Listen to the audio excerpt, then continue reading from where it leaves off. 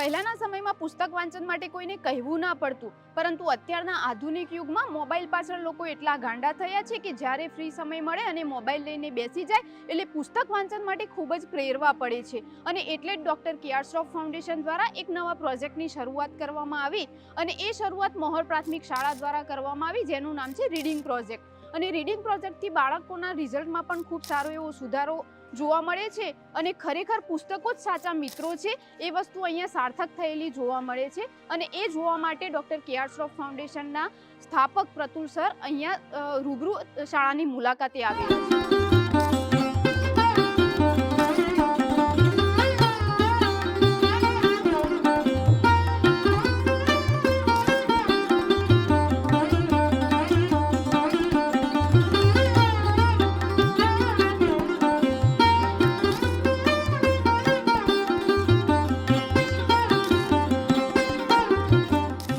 પુસ્તક સાચા મિત્રો છે અને આપણે સારી રીતે જાણીએ છીએ, ઘણીવાર સાંભળ્યું પણ છે. અને છતાં પણ આપણે જોઈ રહ્યા છીએ કે દિવસે દિવસે વાંચનનું પ્રમાણ ઘટતું જાય, ચાહે મોટા લોકો હોય કે નાના બાળકો હોય. એમાં આજકાલ તો ખાસ કરીને નાના બાળકોમાં જ્યારથી મોબાઈલ આવ્યો છે ત્યારથી પુસ્તકો તો એકદમ છૂટી ગયા છે અને વાંચન તો એકદમ છૂટી ગયું છે. પણ ક્યાંક એવું બી લખ્યું છે કે વાંચન એ આત્માનો ખોરાક છે. માણસની અને બાળકોની ખાસ તો મગજની બારીઓ જે વાંચવાથી ખુલે છે એ બીજા કશાથી નથી ખુલતી. એ વાંચવાથી એમની કલ્પના શક્તિ ખીલે છે, એમને એક જુદી જ દુનિયાનો આભાસ થાય છે અને એમની કલ્પના શક્તિની સાથે સાથે વિચાર શક્તિ બી ખીલે છે. અને આટલા માટે બાળકોનું વાંચન રેગ્યુલરલી થાય એ બહુ જ જરૂરી છે.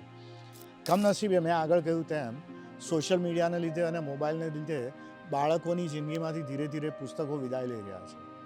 ત્યારે કે.આર. શ્રોફ ફાઉન્ડેશને એક નવો અભિગમ યાદ કર્યું છે કે જેટલી બી શાળાઓમાં અમે કામ કરીએ છીએ ત્યાં ધીરે ધીરે જે પુસ્તકો પડી રહ્યા છે એને બંધ પેટીમાંથી બહાર કાઢવા, બાળકોને વંચાવવા અને એમ તેમની કલ્પના શક્તિ અને વિચાર શક્તિનો વિકાસ કરવો. અને અમને અદ્ભુત પરિણામો જોવા મળી રહ્યા છે. આજે એક એવી શાળામાં છીએ જ્યાં એક બાળકીએ મોબાઈલ બિલકુલ છોડી દીધો છે અને વાંચવામાં એટલી રસપ્રદ થઈ જાય છે. એ દીકરીના વડીલો, એના માતા પિતા તેમજ એના દાદા એટલા રાજી છે કે દીકરીએ મોબાઈલ બાજુમાં મૂક્યો છે અને પુસ્તકો હાથમાં ચાલ્યા છે અને ખૂબ જ રસપ્રદ છે. જે સાહેબે જે નવી ચોપડીઓ આપી છે એ ચોપડીઓ વાંચીને બહુ હોશિયાર થઈ જઈ છે. અને બીજા નંબરમાં ચોપડીઓ સિવાય બીજું કશું જ એને ધ્યાનમાં લેતી નહીં. પહેલાં ફોન બોનનો ઉપયોગ કરતી, પણ આવું ફોન બોન કશું કોઈ લેવાનું નહીં, સિર્ફ વાંચવાનું. મારા માટે આ ખૂબ જ આનંદની વાત હતી. એટલે જ્યારે મેં જાણ્યું ત્યારે હું આ શાળામાં આવ્યો. રિષભ અમારો શિક્ષક જે અહીંયા શીખવાડે છે, ભણાવવાની સાથે સાથે આ બધી પ્રવૃત્તિ બી કરાવે છે અને એનાથી ઘણો ફાયદો થઈ ગયો છે. આ પ્રોજેક્ટ અંતર્ગત ધોરણ 3 થી 5ના બાળકોને વાંચન કૌશલ્ય વિકસે તે માટે દર 15 દિવસે બાળકોને ગોળ આકારમાં બેસાડીને વાર્તાની રંગબેરંગી ચોપડીઓ વાંચવા માટે આપવામાં આવે છે. આ વાંચન કૌશલ્ય બાળકોનું વિકસ્યું છે અને બાળકોમાં પણ ઘણું બધું પરિવર્તન જોવા મળી રહ્યું છે.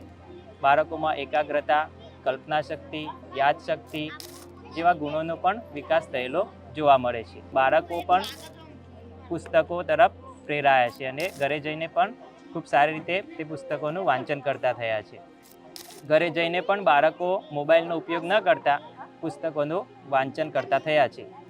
નહીં કે માત્ર શિક્ષણ કાર્ય એટલું ભણાવી દેવું નહીં, પણ એની સાથે સાથે બાળકનો સર્વાંગી વિકાસ થાય અને એ સાથે સમાજને સ્પર્શતી બીજી પણ પ્રવૃત્તિઓની અંદર પણ આ સંસ્થા જે કામ કરી રહી છે તે અવર્ણનીય છે.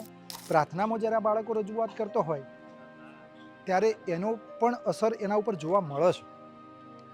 અમારા તમામ ધોરણના બાળકો એ જ્યારે તૈયાર થઈ અને આગળ 6, 7, 8 ધોરણમાં જાય કે પછી હાઈસ્કૂલમાં જ્યારે ભણવા જાય ત્યારે પણ આ સંસ્થાએ જે કામ કર્યું હોય એના જે સંસ્કારો અથવા તો એની જે વિવિધ મલ્ટી પ્રવૃત્તિઓ છે એ પ્રવૃત્તિઓથી બાળકોના શિક્ષણ કાર્યની અંદર અને એના જીવન ઘડતરમાં અગત્યની ભૂમિકા જોવા મળે છે. આપણે જેમ ખેતરમાં દાણા વાવીએ અને પછી ઉગી નીકળે, એ જ જાતનો સંતોષ અને આનંદ અને અહેસાસ થાય છે કે અમે જે કંઈ કામ કરી રહ્યા છીએ, પ્રવૃત્તિ કરી રહ્યા છે, અમારા શિક્ષકો જે લગનથી લાગ્યા છે અને બાળકોને મદદ કરે છે, એનાથી બાળકોનો અનેક રીતે અને ઘણી સારી રીતે વિકાસ થઈ રહ્યો છે, જેનો એક રાજીપો છે.